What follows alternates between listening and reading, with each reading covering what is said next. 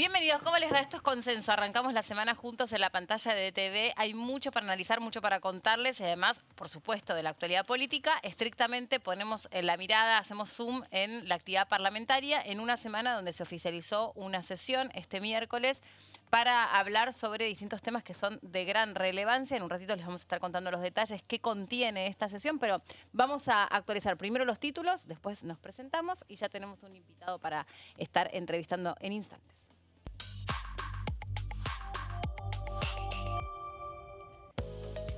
Ya es oficial, se va a tratar el miércoles 4 de junio a las 12 horas, la sesión especial que fue pedida por la oposición. Aparentemente tienen los números para construir quórum. Los temas son el régimen previsional, modificaciones, aumentos extraordinarios y la emergencia en discapacidad. Y además poner el foco en las zonas a donde las tormentas, el temporal ha hecho desastres y necesitan partidas especiales para reconstruirse.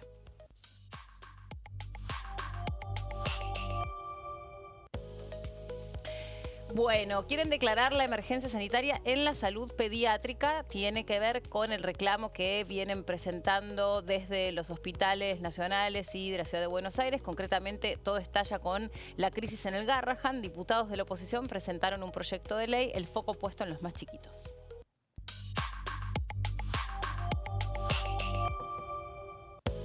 Estalló el tema del fentanilo. Hay una comisión investigadora que se pretende crear. Este es un proyecto de ley presentado por la diputada Silvana Giudici.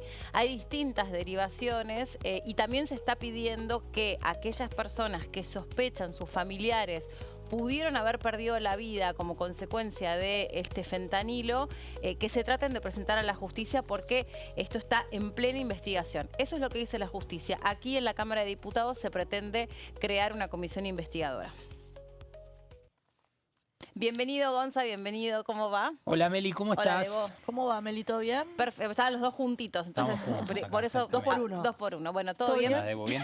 Muy bien. Bueno, todos temas muy importantes los que presentábamos en los títulos. Exacto. Y va a ser una semana, obviamente, de mucha actividad en el Congreso con esta sesión especial. Exactamente, una sesión que ya el oficialismo está avisando que va a vetar todo lo que se apruebe por el impacto fiscal que tiene. Por un lado, lo que tiene que ver con la emergencia en discapacidad, que no se termina de conocer el impacto fiscal de la iniciativa, pese a que Martín Menem lo puso en números. Porque hay diferencias. Está bien eso que estás diciendo vos. O sea, a nosotros nos acercaban la semana pasada el dato de lo que el equipo económico analizó respecto del impacto fiscal que traía discapacidad y la reforma previsional, pero hay diferencias, no son tan importantes, pero bueno, al fin de cuentas, cuando se trata de rendir cuentas, suman. Exactamente, eso por un lado, y por otro lado los dos proyectos que tienen que ver con cuestiones previsionales. Por un lado, el que busca darle una respuesta a la moratoria que se cayó en marzo y que el gobierno optó por no prorrogarla.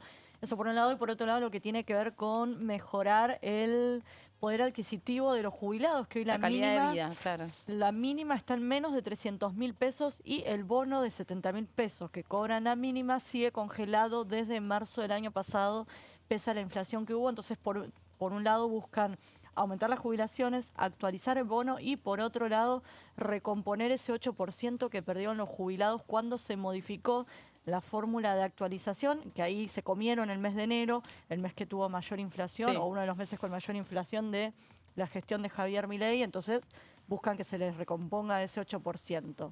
Así que ya Martín Menem, a través de su cuenta de Twitter, avisó que tiene un impacto fiscal de unos 12.000 millones de dólares.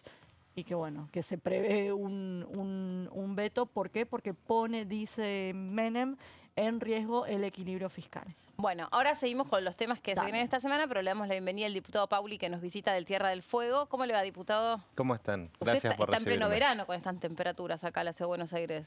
No, igual a veces hace un poco de frío en Buenos Aires también, aunque los fueguinos estamos acostumbrados. Están acostumbrados a eso. Bueno, y es el vicepresidente primero de la Comisión de Comercio. Sí, así es. Y todo el tema del comercio, justamente en Tierra del Fuego, estuvo revisándose sobre estas exenciones impositivas o estos estímulos que en su momento se hicieron para generar mayor población activa en Tierra del Fuego, a donde el costo de vida es muy alto. ¿Qué mirada tiene sobre todo esto y qué impacto va a tener, en definitiva, sobre la vida de Tierra del Fuego, pero si va a haber o no va a haber despidos como consecuencia de esto? Bueno, han sido un par de semanas con un alto nivel de conflicto en la provincia por estas medidas que se anunciaron. Con respecto a lo que decías, hay cosas que no van a cambiar y hay cosas que sí van a cambiar. Tierra del Fuego tiene una ley prorrogada en el Congreso, de la cual todavía tenemos varios años esa prórroga, que es la ley que establece Tierra del Fuego como área especial, un área en donde hay exenciones impositivas, o es un área aduanera especial. Ese estatus que tiene la provincia no se pierde. Ahora, ¿qué fue lo que cambió? La quita de aranceles a productos importados que compiten con aquellos fabricados en la provincia, y que fue lo que desencadenó este conflicto liderado por sectores sindicales alineados a las empresas electrónicas y otros que trabajan. ¿Por qué? Porque lo que ellos dicen es que la quita de aranceles va a redundar en pérdida de puestos de trabajo y cierre de las empresas. ¿Por qué? Porque ya sucedió esto en el pasado. Se hubieron gobiernos anteriores que quitaron aranceles a productos que competían con los de Tierra del Fuego. Pero esa no fue la única medida que anunció el gobierno, y por eso yo creo que el escenario apocalíptico que salieron a vender no va a suceder, porque no solo se anunció quita de aranceles, se anunció una quita de impuestos internos que el gobierno nacional le cobraba a productos fabricados en Tierra del Fuego.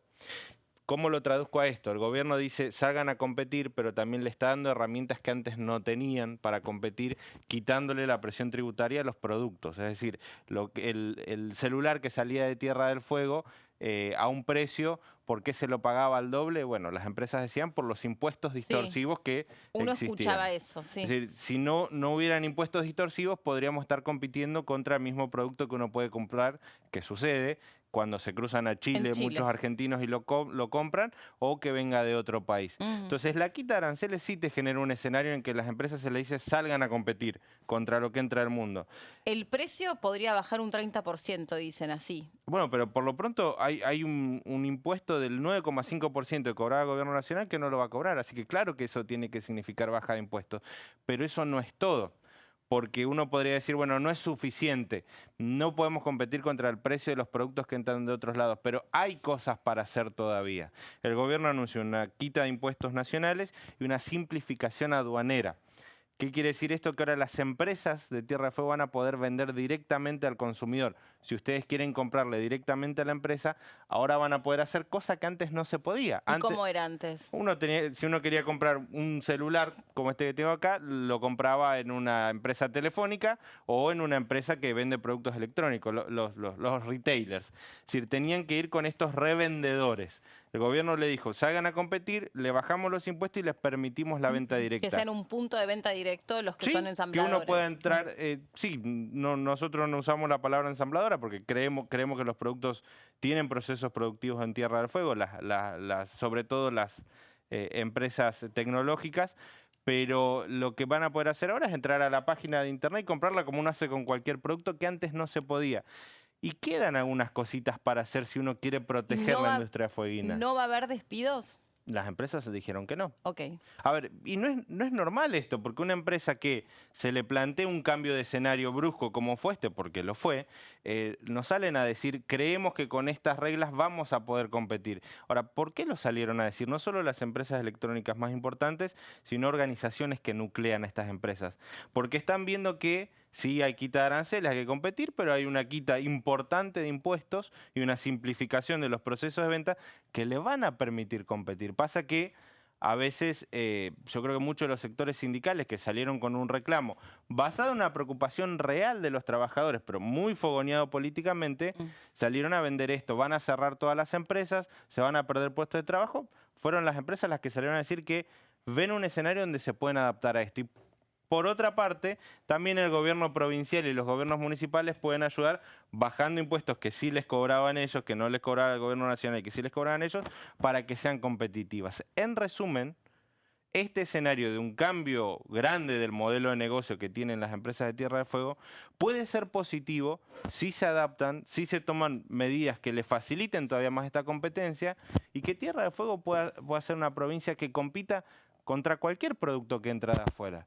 Yo creo que muchas veces le tenemos miedo a la competencia. En el pasado por ahí era real el miedo porque a veces hubo gobiernos que mandaron a competir a las empresas argentinas con productos importados sin bajarle impuestos, sin simplificarle trámites y no se podía. Bueno, el gobierno le está planteando un esquema donde van a poder competir con una quita de impuestos y con un montón de simplificaciones. Y en resumen yo creo que de esto podemos salir mejor parados como provincia si tanto las empresas como los gobiernos locales se adaptan a esta situación. Sí. Diputado Pauli, no recuerdo si usted tiene algún proyecto presentado en mérito de esto que voy a mencionar, pero digo, pensando en el régimen, ¿no? Ujú. Para el fomento de la productividad en Tierra del Fuego, para desalentar el desarraigo, lógicamente, que Ujú. significa que la propia población de Tierra del Fuego tenga que salirse de la provincia a otros sitios de la Argentina o del mundo a buscar su rumbo económico y social. Digo, ¿por dónde cree usted que hay que legislar para poder ayudar con Tierra del Fuego por fuera del régimen? Porque entiendo que usted tiene otra mirada a lo que piensa el común de los legisladores de Tierra del Fuego, de bancar a rajatabla el régimen por los años que sean necesarios y que tal vez hay otra salida. Entiendo que usted tiene otro tipo de apertura en este sentido, de Sí. posibilidades. ¿Por dónde hay que legislar para poder colaborar en serio con Tierra del Fuego? A ver, yo primero creo que es importante la aclaración porque a veces los fueguinos como que esto lo tenemos muy internalizado Ujú. y está bueno explicarlo. Hay una ley que conocemos de memoria en Tierra del Fuego que es la 19.640. Sí. La 19.640 es esta ley que ya tiene aproximadamente 50 años en donde se convierte Tierra del Fuego en un área especial Mm. por razones de soberanía nacional, por razones de una planificación de la nación argentina de ocupar ese lugar. Una ley que, como dije, está prorrogada por varios años más y está bien que así sea, porque yo creo en la importancia de eso. Pasa que no es lo mismo esa ley que la serie de decretos y medidas posteriores que se han tomado para fomentar la actividad allí. Es decir, celulares no se fabricaron siempre en Tierra del Fuego. Décadas atrás se fabricaban otras cosas. Mm. En décadas que vienen se van a fabricar otras cosas y no es lo único que hoy se hace. Entonces, estas medidas que se tomaban como ponerle aranceles a ciertos productos importados para fomentar la producción local, claro que han ayudado, pero no podemos depender eternamente de eso. Claro. Tenemos el beneficio de esta ley que nos exime de impuestos nacionales y que todavía hay muchos años más de esta ley. Si Tierra del Fuego puede reconvertir su producción o puede modificar el modelo de negocio de las empresas principales allí para poder competir en igualdad de elecciones con cualquier país, con cualquier producto que entra y prosperar así, es mucho mejor para nosotros. A ver, los cambios no le gustan a nadie, eso Mm. es claro. Y los cambios suelen generar incertidumbre. Pero es la primera vez desde que Tierra del Fuego tiene esta ley y desde que existe como provincia después, que no solo hay una quita de aranceles que te lleva a competir como sucedieron otras dos veces, sino que hay una quita impositiva. Eso es una novedad. Nunca en Tierra del Fuego pasó esto que un gobierno nacional diga, te mando a competir pero te ayudo. Si nosotros salimos bien de esto, como las empresas han salido a decir que sí, va a ser sumamente positivo, porque no vamos a depender ni de la buena voluntad de un ejecutivo de turno, ni de un producto que se pague más caro, todos, incluidos nosotros, que no lo podíamos comprar directamente, que yo para comprar esto tenía, el producto venía a Buenos Aires y volvía allá, por Mm. toda esta maraña aduanera, va a ser positivo para todos. Entonces, este es un cambio que va a redundar en beneficios para el consumidor final de todo el país y para las mismas empresas que ya no van a depender de la buena voluntad. Sí, tienen que adaptarse. Con respecto a legislación, hay dos cosas. Lo tiene que hacer la legislatura de la provincia. Tierra del Fuego Mm. no se adhirió al RIGI. Mientras no se adhiera, ¿qué esperamos? ¿Que vengan mayores inversiones si no le damos la seguridad jurídica para que vengan? Necesitamos un montón de inversiones en Tierra del Fuego. Tenemos que estar atrayéndolas de todas las maneras y necesitamos inversiones grandes que nos permitan desarrollar un montón de otras actividades. No solo estas, que están buenas, que queremos que sigan mucho tiempo, sino muchas otras, sobre todo las conectadas a los recursos naturales de la provincia. Y por otro lado, bajar impuestos. Reitero, que el gobierno le haya bajado, el gobierno nacional, un impuesto interno para que el producto de Tierra del Fuego pueda competir es sumamente positivo. Bueno, el gobierno provincial puede hacer su parte para que esto suceda. ¿Y Ujú. por qué exenciones impositivas a la industria electrónica sí, a la minería sí y no a los artistas no? Me acuerdo el presidente habló del caso de Lali, ¿cómo se llama la cantante? Expósito. Expósito. Expósito. Y le dijo Lali Depósito por los beneficios fiscales que había tenido en la provincia de La Rioja. Porque Sí. hay exenciones impositivas que están bien, otras que están mal, sobre todo cuando el presidente piensa que los impuestos son un robo. Yo soy de Tierra del Fuego y defiendo la industria fueguina y su futuro. La carrera de Lali no me interesa. No, pero para artistas en general, Sí. digo. Yo creo Si que los impuestos son un robo, porque está bien no cobrarle impuestos a la electrónica y sí que a los bueno, yo artistas. creo que uno tiene que ser estratégico, porque no cobrarle impuestos a nadie tampoco es viable. No podemos eximir impositivamente todas las actividades, porque la pregunta podría ser, supongamos que yo digo, bueno, está bien la exención impositiva a artistas, pero van a venir después los que producen alimento balanceado y van a pedir lo mismo, van a venir después los que tienen actividades relacionadas a otras cosas, a investigaciones históricas van a pedir lo mismo, van a venir aquellos que están relacionados a actividades deportistas van a venir lo mismo. Entonces uno tiene que ser estratégico con aquello que tenga el mayor beneficio posible. Dar herramientas para que se protejan miles de puestos de trabajo, me parece mejor que cientos de puestos de trabajo. Pero igual es una discusión muy de orden personal. Yo entiendo que haya gente, el artista va a querer que se lo exima de impuestos, también el deportista y otro va a decir, bueno, yo no quiero pagar ganancias por tal razón. Me parece que a todos no es estratégico. Creo que como modelo de país nosotros tenemos que ver qué fomentamos que pueda producir la mayor cantidad de puestos de trabajo y nuevas inversiones. Pero bueno, reitero, es mi opinión personal, entiendo que es un tema de posturas de cada uno.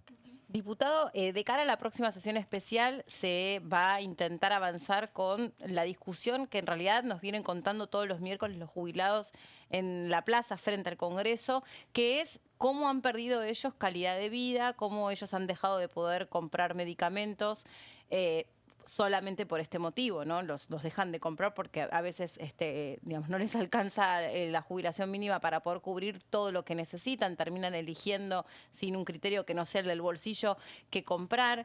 Esto por un lado. Y después está la cuestión de discapacidad, que bueno, que también el colectivo, o ellos se llaman el ecosistema de discapacidad, vienen contando que están atravesando una situación muy delicada, que han quedado desprovistos de programas muy importantes para mejorarle la calidad de vida que tienen las personas con alguna condición de discapacidad.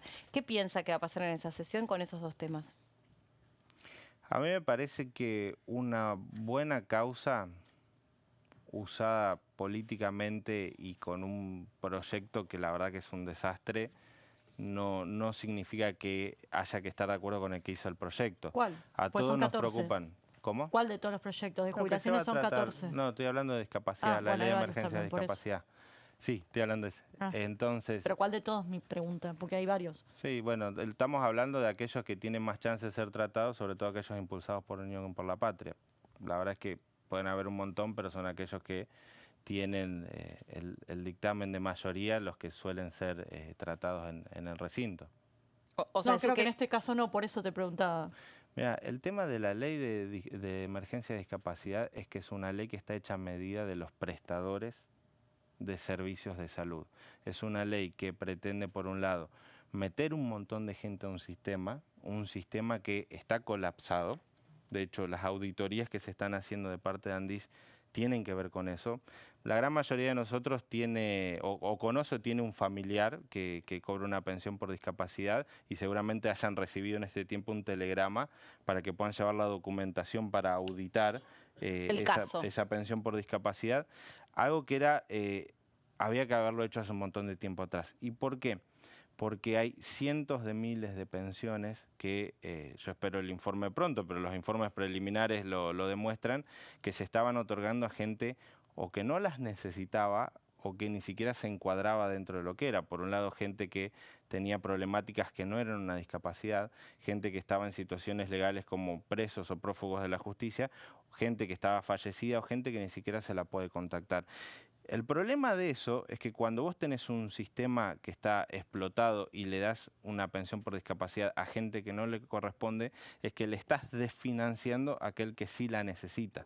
Claro, o sea, el tema es noble, el reclamo es noble, lo que pasa es que hay que desenmarañar un poco. No estoy de acuerdo con la forma, a ver, no estoy de acuerdo con lo que pretende, no estoy de acuerdo con lo que Unión por la Patria impulsa, que es una ley hecha a medida de los prestadores de salud, porque pretende recomponer y ajustar a la inflación el pago a prestadores de salud grandes que van a terminar desfinanciando a prestadores provinciales. Y ahora voy a eso, pero quería cerrar esta idea. Sí. Cuando uno da una pensión por discapacidad es para una persona que realmente lo necesita, porque estamos hablando de una persona que está imposibilitada de ganarse su vida, requiere esa ayuda social, requiere esa asistencia, se la estaban dando a todo el mundo. A ver, los casos son un montón y tenés desde gente que no la necesitaba hasta una herramienta que se ha usado políticamente. Yo escuché críticas de esta auditoría, pero aquel que cobra una pensión por discapacidad o tiene un familiar que lo hace, yo creo que no va a tener ningún problema en que el que no la merece o no la necesita no la cobre. Me parece importante hacer eso, porque lo que Impulso Unión por la Patria pretende agregar aproximadamente 600.000 personas nuevas al sistema. Sí, casi era, habíamos No, el lo que doble, ¿no? Casi 900. Claro, entre casi 600 y 900. Pero lo que plantea Daniel Arroyo, por lo menos lo que Sí. yo entendí, era que de unas 500.000 personas que pidieron la pensión apenas se la dieron a 500 personas, que no se estaban otorgando directamente las pensiones. Yo entiendo esto que hay que auditar, que no se merece a cualquiera. El asunto es que cuánto tarda en auditar y en el medio terminan pagando justos por pecadores. y lo que otras personas y que no se actualizan los nomencladores de los prestadores. Sí, de los transportistas, lo que fuere, digo, sí, eso que están complica las cobrando terapias. los talleres protegidos estaban cobrando 28.000 pesos.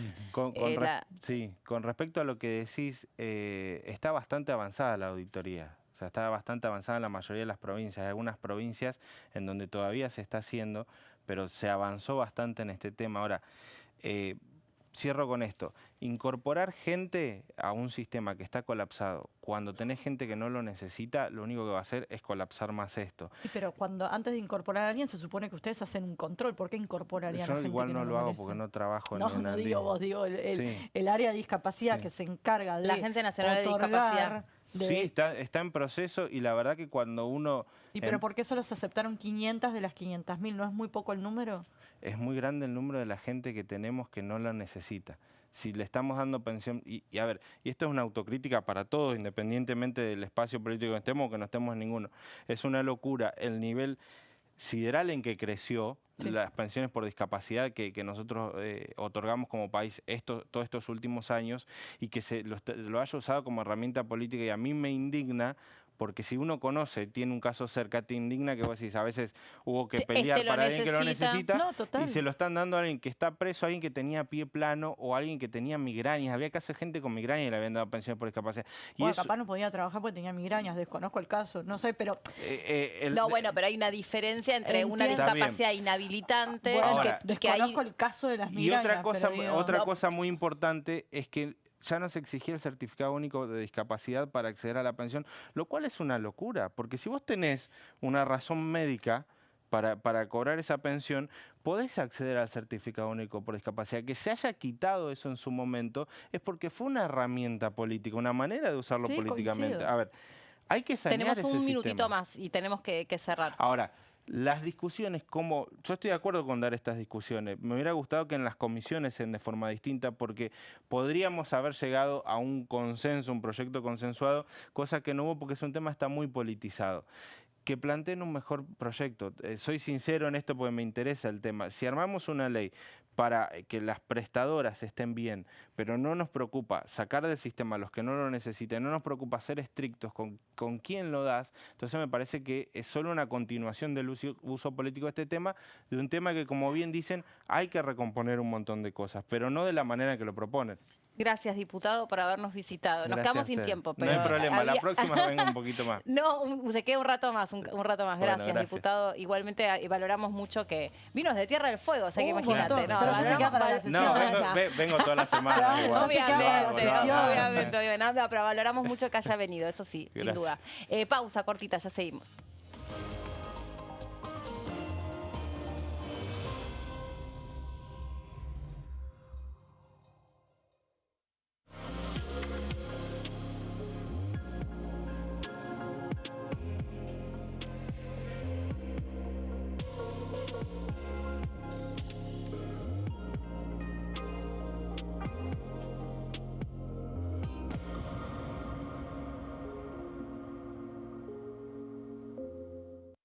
Elecciones legislativas 2025. Lo que necesitas saber. El 26 de octubre, cada provincia elegirá a sus representantes en la Cámara de Diputados de la Nación. ¿Sabés qué bloques renuevan bancas? Este año se renuevan 127 bancas, la mitad de los diputados. Unión por la Patria renueva 46 bancas. El Bloque de la Libertad Avanza renueva 8 bancas. El Bloque del PRO renueva 21 bancas.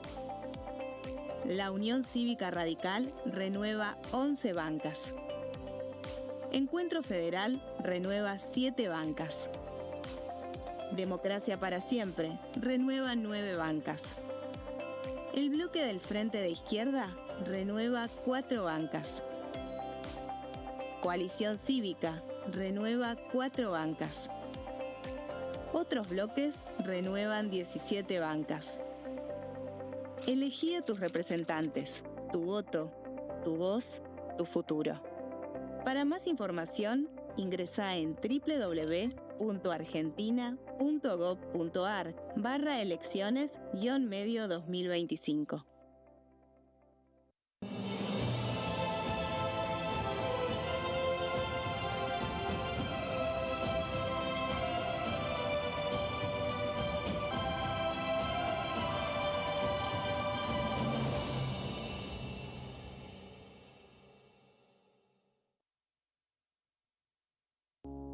Las sesiones son el espacio donde los diputados debaten proyectos de ley para su aprobación, modificación o desaprobación. En una misma sesión se pueden tratar varios proyectos de ley. Desde el 1 de marzo, cuando el presidente las inaugura, se desarrolla el periodo de sesiones ordinarias.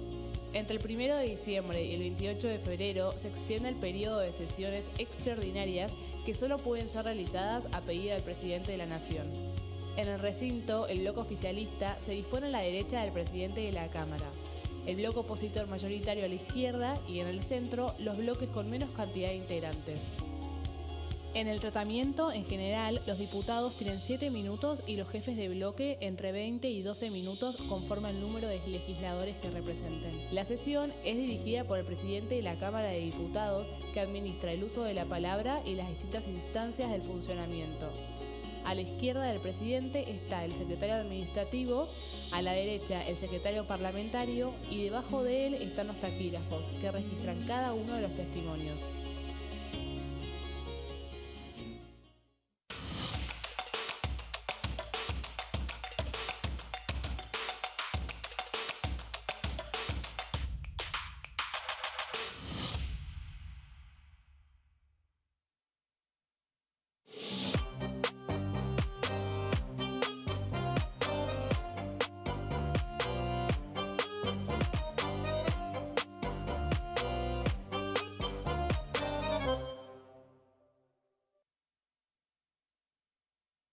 ¿Qué diferencia hay entre la Cámara de Diputados y la Cámara de Senadores? La Cámara de Diputados representa al pueblo de la nación argentina. Esto significa que las provincias más grandes y con mayor cantidad de habitantes tienen muchos más diputados que las provincias más pequeñas. La manera de establecer las cantidades es proporcional. La Cámara de Senadores representa a las provincias. Cada provincia envía 3 senadores al Congreso Nacional. El total de senadores es 72, dado que las provincias argentinas son 24. Este es un número fijo. Por ejemplo, la provincia de Buenos Aires cuenta con 70 diputados nacionales y la provincia de Tierra del Fuego con 5. Pero tanto la provincia de Buenos Aires como la de Tierra del Fuego cuentan con 3 representantes cada una en el Senado de la Nación. Cada 2 años, el Congreso Nacional renueva la mitad de sus diputados y 1/3 de sus senadores nacionales. El mandato de los senadores es de 6 años, mientras que el de los diputados es más breve, dura solamente 4 años.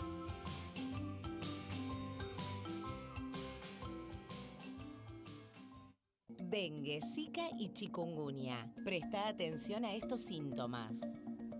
Si tenés fiebre alta, 38 o más, de 2 a 7 días de duración y dolor de cabeza, en especial detrás de los ojos, muscular y de las articulaciones, diarrea, dolor abdominal, náuseas y o vómitos, malestar general, cansancio, decaimiento, erupción en la piel, sangrado en nariz, encías u otras partes del cuerpo, no te automediques.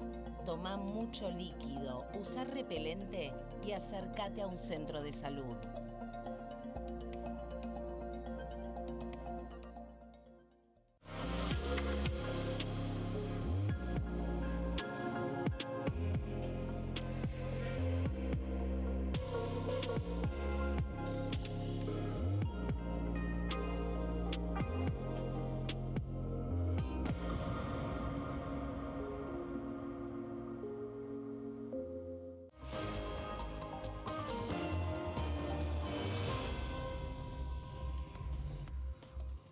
Bueno, muy bien, seguimos adelante con consenso. Recién estábamos conversando los temas que habían quedado en el tintero después de la entrevista que hicimos con el diputado Pauli de Tierra del Fuego, que fue muy interesante porque bueno, pudimos abordar distintas cuestiones y poníamos el foco sobre el final en la sesión especial que se viene para este miércoles al mediodía, a donde de alguna manera decíamos, se va a dar la discusión de lo que vienen todos los miércoles contando los jubilados en primera persona que sufren al cobrar una jubilación que ronda los 400.000 pesos. Digo ronda porque está la jubilación mínima, ahora justamente viene el aguinaldo, pero el aguinaldo va sobre el haber mínimo, después está este bono congelado de 70.000 pesos que pretenden incrementarlo, pero en todo caso la ecuación es más fácil. La canasta básica del jubilado está calculada aproximadamente en 1.200.000 pesos y está atrasada.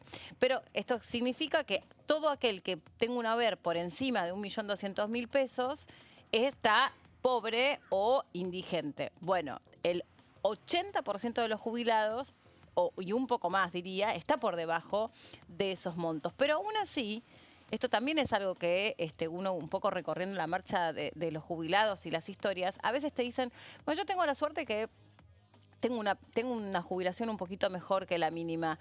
Pero de todos modos, si cobrase la máxima, tampoco es que es una situación como en otro momento era de privilegio o realmente uno se podía dar una vida más cómoda. De todos modos, estar calculando 1.200.000 pesos para poder vivir es de una situación que les diría casi el 90% no alcanza, no llega, si es que, digamos, tiene que recurrir a alguna changa, pues son muchos los jubilados que continúan trabajando o continúan rebuscándosela, son muchos todavía los jubilados que tienen su casa propia, ¿no? Ahora sí, de aquí en adelante es para preguntarse qué va a pasar con todos aquellos, por ejemplo, nosotros, esta generación de jubilados, que es mucho más difícil tener acceso a una casa propia, entonces hay que sumarle a eso el alquiler.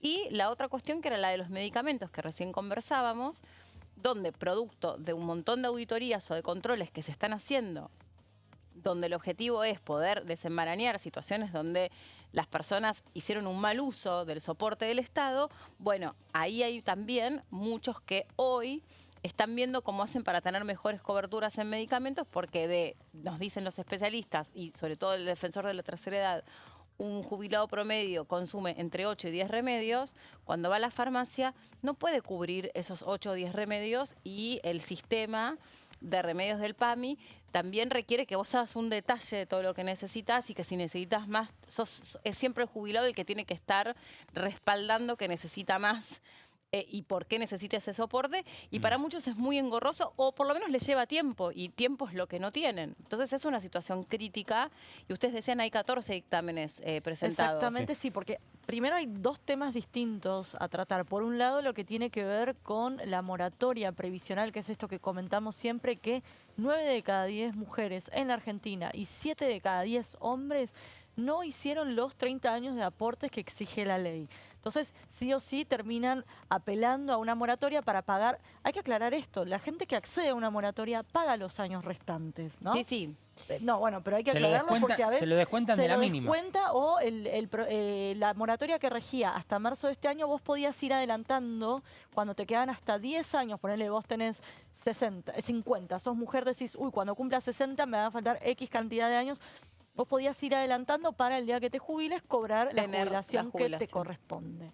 Eso por un lado. Y por otro lado, había proyectos de ley para recomponer este 8% que perdieron los jubilados por el cambio de la fórmula previsional, para actualizar el bono, que es de 70.000 pesos para los que cobran la mínima, y al mismo tiempo actualizar las jubilaciones, que la mínima está en menos de 300.000 pesos. Por eso, si vamos al 8%, estamos hablando de menos de 28.000 pesos. Que es un 8% que le correspondía desde enero. Sí, y esto quería decir al principio del bloque que justo después no tuvimos el tiempo para desarrollarlo. Justamente la semana pasada nosotros recibimos, perdón que estoy buscando en el celular, que el presidente de la Cámara de Diputados estuvo reunido con su equipo económico, de asesores económicos, para justamente conocer de cerca cuál era el costo fiscal que iba a tener, por un lado, este incremento que se propone del bono, es decir, este incremento extraordinario del haber,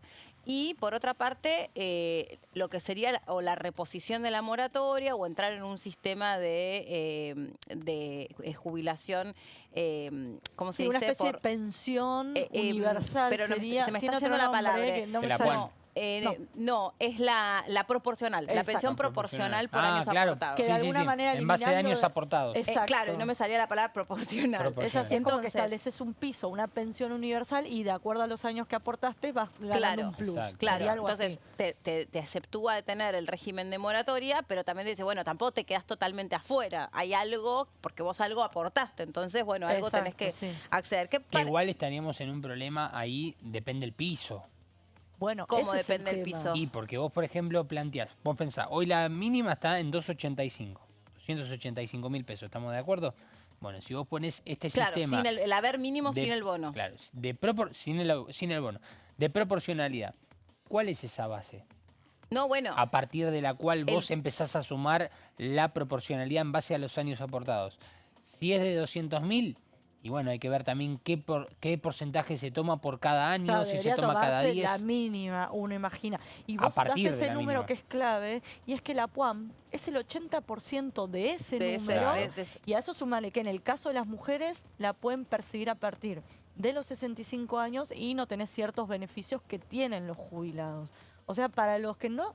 Y otra cosa que hay que y siempre para ahí dejar en sacar del claro. cálculo lo que es el 82% del haber mínimo, y estamos hablando, a ver, que nadie puede sobrevivir con ese Claro, dinero. por eso- Ese dinero es, bueno, qué sé yo, es asegurar, no sé, la compra en el supermercado para el jubilado. El gobierno se escuda en esto de que la mayoría de los jubilados que cobran la mínima al mismo tiempo cobran una pensión. Pero ¿y el que no cobra la pensión? No, No, y claro. además igual si sumás las cosas, lo que está claro es que es un sistema que tal como está No no funciona, está resiste, colapsado. no funciona, está quebrado, hay un crecimiento exponencial del trabajo informal, entonces no hay forma que por trabajadores, digamos, registrados se pueda cubrir la jubilación de un retirado.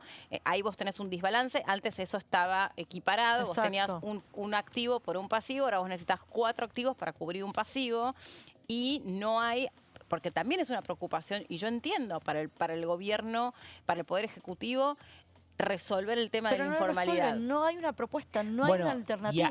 ahí está la explicación, perdón, Meli. Sí. Ahí está la explicación de lo que te dice el gobierno nacional. Bueno, no hay un proyecto que indique un aumento, un incremento, una proporcionalidad, un porcentaje de aumento de aquí en adelante, de acá a varios años. No. Lo que te dice es, lo que hay que hacer es cambiarlo de cuajo. Es decir, cambiar el sistema previsional. Hasta que se modifica puede pasar un tiempo. Y en el medio de todo eso, la propuesta, vamos a suponer que es uno de los indicios que puede dar el oficialismo dentro del Congreso, es hacer esta comisión seguidora de justamente cómo se está llevando a cabo el proceso. Obviamente que se tiene que hacer un análisis exhaustivo de cuántas mujeres, cuántos hombres, cuántas personas trans, cuántas personas están hoy en el sistema, cuántas están cobrando la mínima, cómo sería el sistema de proporcionalidad, que es lo que estábamos hablando, ese básico, cada cuánto se tomaría, si se tomaría por año, cada 5 años. ¿Y cuál es la cada 10 fórmula de proporcionalidad. actualización también? Porque Claro, este es pero siempre terminamos cayendo en la fórmula de actualización y no en esto que vos decís, que es que cuántos trabajadores en la formalidad o formales se necesitan para financiar a un jubilado. Varias Sí. cosas. Desde que asumió Javier Milei, cayó el trabajo formal, registrado. se fomentó el monotributista y demás que aportan mucho menos. Eso por un lado. Que igual se pueden jubilar también, hay que Se pueden decirlo. jubilar, pero el aporte que hacen es mucho menor. Sí, sí. Y por otro lado, esto no se planteó ninguna propuesta. ¿Y qué se hace? Se estigmatiza a los trabajadores que no hicieron los 30 años de aporte como si uno decidiera estar en la informalidad, como que si quisiera no Pero tener ojo. aguinaldo, no tener vacaciones pagas, no tener obra social.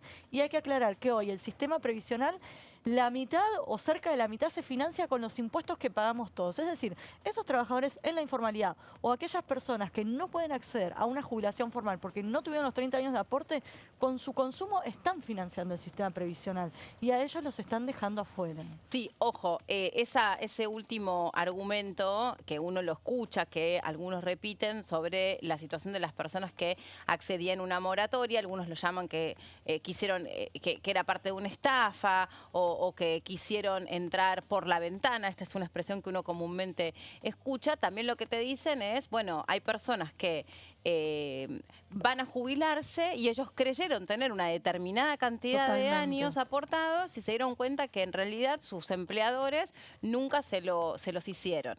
Esto es algo que es muy frecuente, lamentablemente, porque en su momento no se habrán usado los instrumentos que existen para investigar esos ardides financieros de los grandes empresarios, ¿no? Y que además hacían esto, muchos de ellos. Se quedaban con ese dinero de los aportes para seguir invirtiendo en sus propios negocios. En vez de ponerlos y pagar los impuestos, como todos, se los guardaban y hacían crecer sus empresas. Pero vos, empleado, ibas a jubilarte, tenías la edad para jubilarte, habías entrado en la juventud al régimen, digamos, previsional, porque estabas aportando y te dabas cuenta que por ahí tu empleador no te había aportado 15, 20 años. Bueno, y es muy difícil salir de esa situación, porque para muchos, cuando dicen, bueno, vaya y mande carta documento, intime para que por ahí iban, la firma estaba quebrada o no había de quién intimar. ¿Reclamarle a quién? Bien, ahora seguimos con este tema, y porque además tenemos los datos, ¿no? Que se supone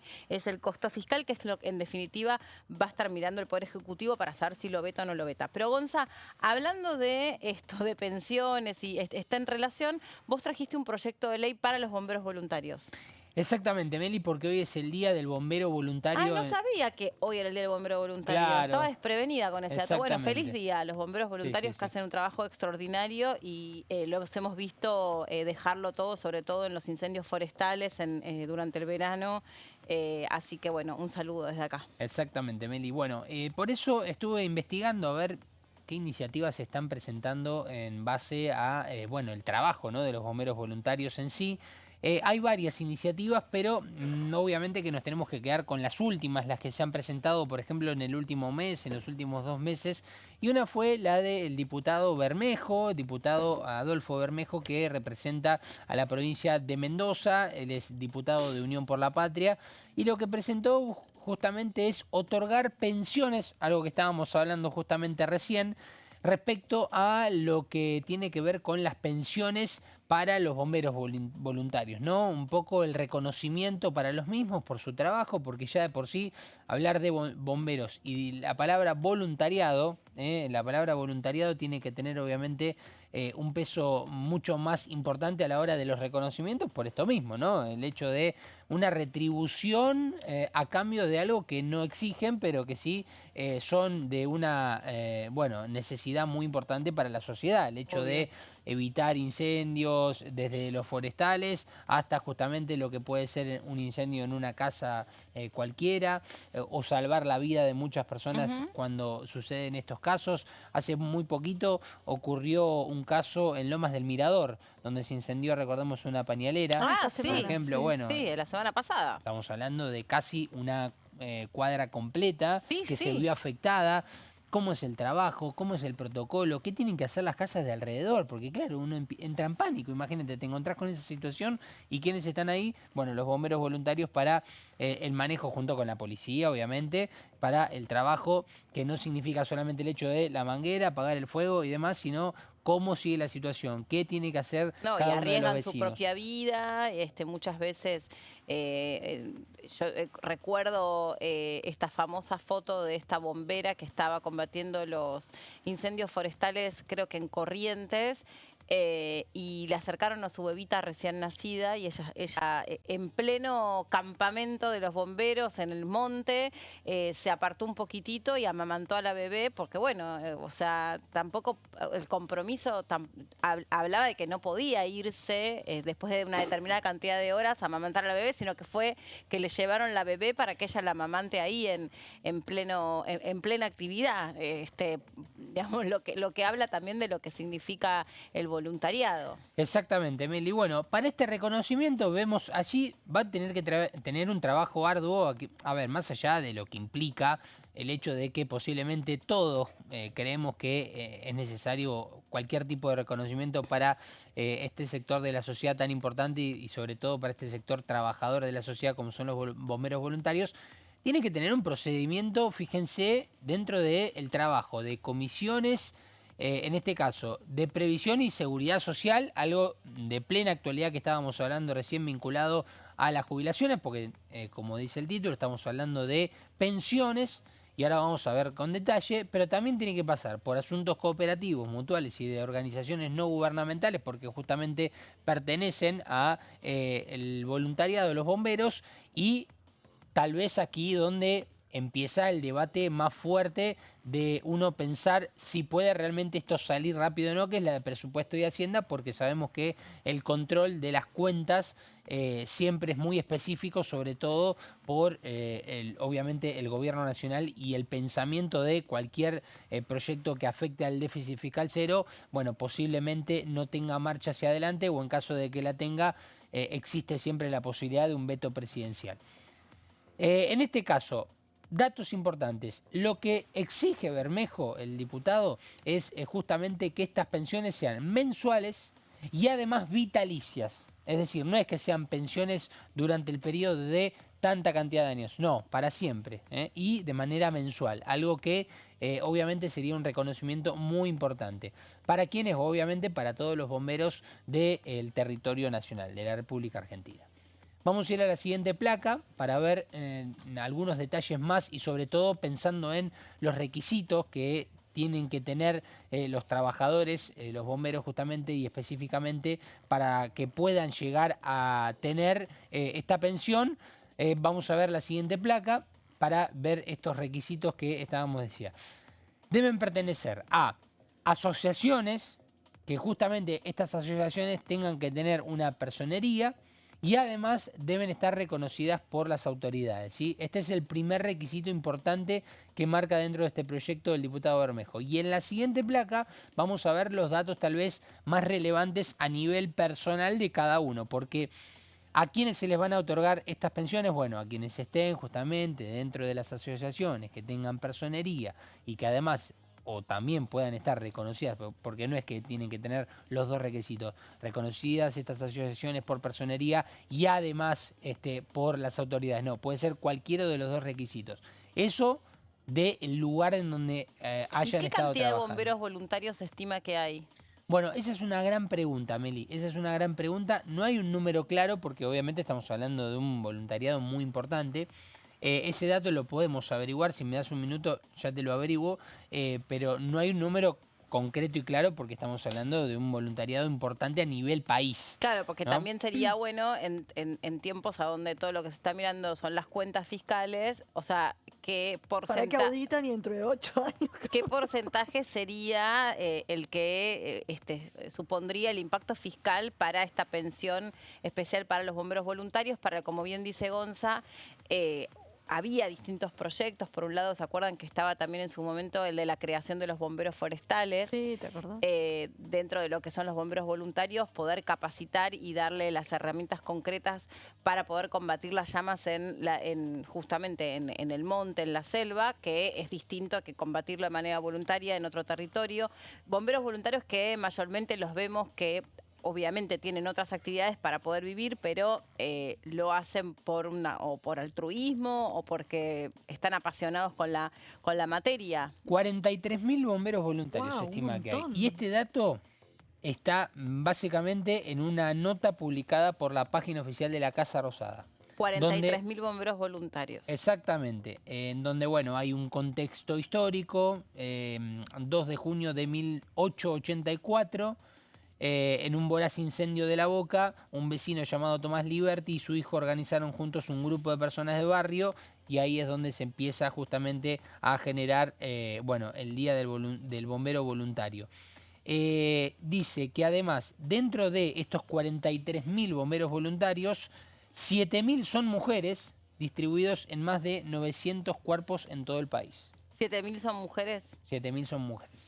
Eso, obviamente estamos hablando de un número redondo, puede ser que sean más inclusive, sí. ¿no? Bomberos voluntarios que tuvieron su participación excepcional en el Eternauta.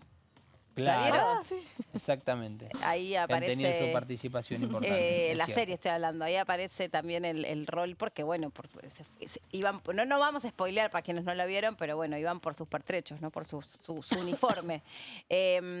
Bueno, los bomberos voluntarios que, por lo menos en la Ciudad de Buenos Aires, los vemos mayormente en los semáforos pidiendo justamente que a voluntad se dé dinero a cambio de un bono de colaboración con los distintos bomberos, porque bueno, lo que hacen son rifas, o sea, se organizan de forma tal de tener cierta recaudación para poder, bueno, que supongo yo, a estar actualizados con los uniformes o todo lo que supone dar la tarea. Pero en algunas provincias los bomberos voluntarios son y tienen un rol, sobre todo en el interior del país, trascendental. Organizan festivales, organizan un montón de actividades y son los héroes de las localidades.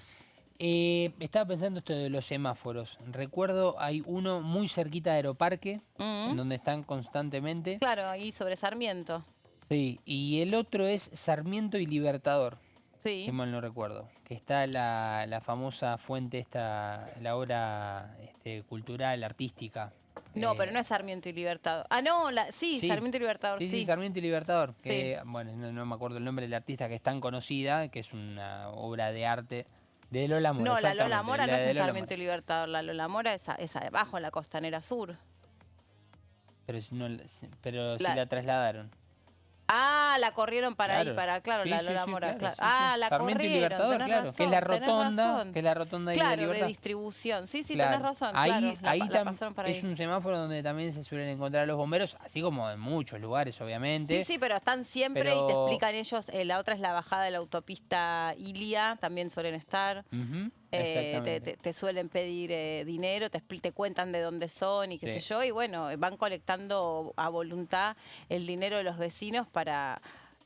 insisto, para poder tener lo que requiere los botiquines, los uniformes, y bueno. En el último cubrir minuto, sus Meli, necesidades básicas porque no tienen sueldo, justamente. bueno, te voy a estar contando esto que tiene que ver con los requisitos, que aquí es donde se pone un poquito más, no sé si decir exigente, pero sí, fíjense los requisitos para poder ingresar dentro de este plan de pensiones, que recordemos, serían mensuales y además para siempre, básicamente, no por un tiempo Vitalicia. estricto. Vitalicia, exactamente. Prestaciones del servicio, con 25 años de prestación de servicio, efectiva, continua o alternada. Importante este dato. Y si no, que tengan 55 años... dentro de estos requisitos de 25 años de servicio, que tengan ya 55, es decir, se pueden ya empezar a recibir antes de los 65, que es la edad jubilatoria masculina, o 60 en el caso de las mujeres. Si no, el otro requisito es que tenga 60 años con 20 años de servicio continua o alternada. Son los dos requisitos justamente para poder acceder a estas pensiones vitalicias y mensuales que está proponiendo el diputado Bermejo. Recordemos, es un proyecto presentado hace pocas semanas atrás y que tiene que pasar por 3 comisiones que no son tan sencillas. Bueno, gracias, Gonza. Por favor, gracias, un placer, Debbie, Meli. también. Gracias a vos, hasta la próxima. Nos quedamos en la pantalla de TV, ya llega Mauricio, todo el equipo. Esto fue Consenso, nos reencontramos mañana a las 12. Que estén muy bien, chau.